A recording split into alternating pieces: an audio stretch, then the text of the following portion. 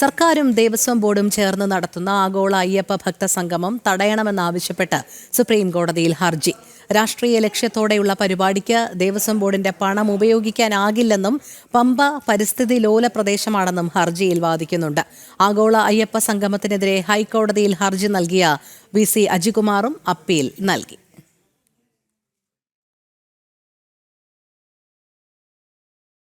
പമ്പയിൽ നടക്കുന്ന ആഗോള അയ്യപ്പ സംഗമം തടയണമെന്നാവശ്യപ്പെട്ടാണ് സുപ്രീം കോടതിയിൽ ഹർജി നൽകിയത്.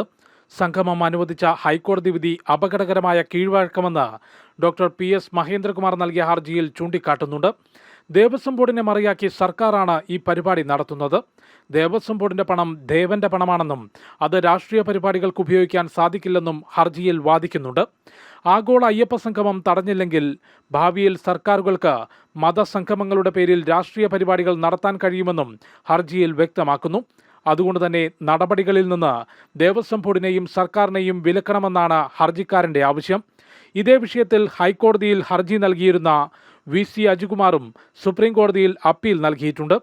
ആഗോള അയ്യപ്പ സംഗമം വന നിയമങ്ങൾക്കെതിരാണെന്നും പമ്പ പരിസ്ഥിതി ലോല പ്രദേശമാണെന്നും അപ്പീലിൽ പറയുന്നുണ്ട്. 20-ാം തീയതി പരിപാടി നടക്കുന്നതിനാൽ ഹർജി അടിയന്തരമായി പരിഗണിക്കണമെന്നാണ് ആവശ്യം. നേരത്തെ ഹൈക്കോടതി ഉപാധികളോടെ പരിപാടിക്ക് അനുമതി നൽകിയിരുന്നു. ആചാര സംരക്ഷണത്തിനായി നാമജപം നടത്തിയ ഭക്തർക്കെതിരെ എടുത്ത കള്ളക്കേസുകൾ പോലും പിൻവലിക്കാതെ പമ്പയിൽ നടത്തുന്ന ആഗോള അയ്യപ്പ സംഗമം തെരഞ്ഞെടുപ്പ് അടുത്തപ്പോഴുള്ള രാഷ്ട്രീയ പരിപാടിയാണെന്നും വിമർശനമുയർന്നിരുന്നു. ജനം, ഡൽഹി.